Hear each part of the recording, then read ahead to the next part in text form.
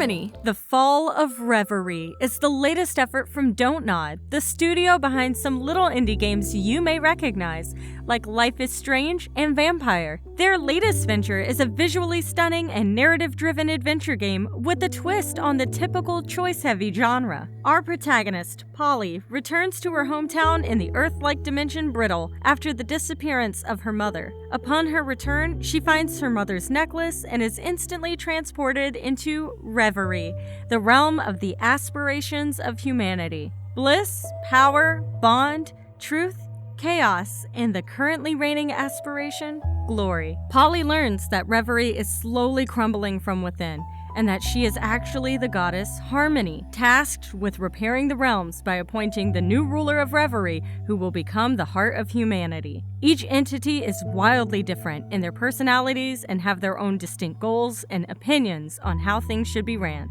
As a fun side note, on Don't Nod's website, you can actually take a quiz to find out which of the aspirations you are most like. Now, stay with me, because we've barely scratched the surface of the narrative. When Polly returns to her hometown, it's hard not to notice the looming influence of megacorporation MK.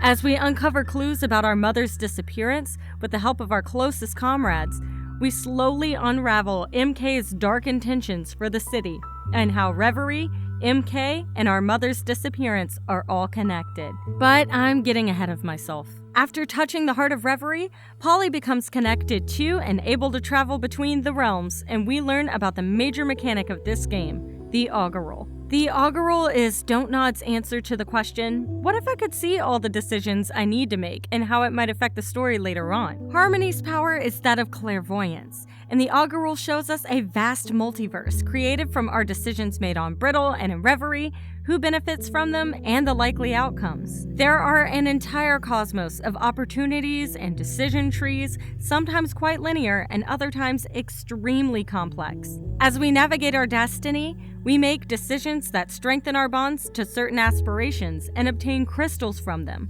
These crystals unlock different paths at pivotal moments and can truly change the course of your playthrough. At first, I wasn't very careful with my decision making and went on instinct rather than strategy, which led to locking myself out of decisions I would have rather made. Some of these decisions were small, others had higher stakes and heavy consequences. So don't make decisions lightly. The fate of humanity is in your hands. At times, I found myself staring at the decisions in front of me and felt exhausted from making so many choices. While the Augural eliminates much of the guesswork of what's going to happen if I say this, I felt myself becoming removed from the consequences of my own actions.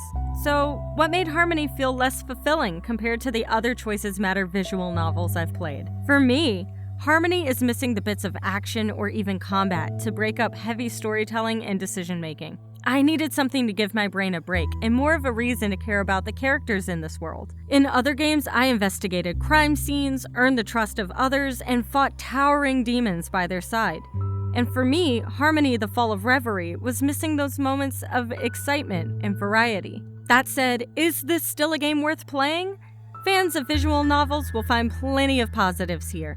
Between the incredibly painterly scenes of 2D characters mixed with 3D backgrounds, and the gorgeous animated cutscenes that remind me of Legend of Korra, Persona 5, and Voltron Legendary Defender. Harmony has an intricate story that touches on many poignant themes like gentrification, dysfunctional families, megacorporations exploiting vulnerable communities, and general corruption. If these themes hit the right notes for you, Harmony just may be worth checking out. Composer Lena Raine created a soundtrack that is atmospheric and doesn't overshadow the heaviness of the moments it often accompanies. These tracks are a perfect supplement to the beauty of this title as we watch the narrative unfold. I certainly had my qualms with Harmony, but there's no denying the replay value in its long runtime, with plenty of reasons to return and new pathways to try. While there were almost too many decisions to keep me emotionally connected to the story, the lovely visuals and soundtrack, along with meaningful themes, still made it a world worth exploring.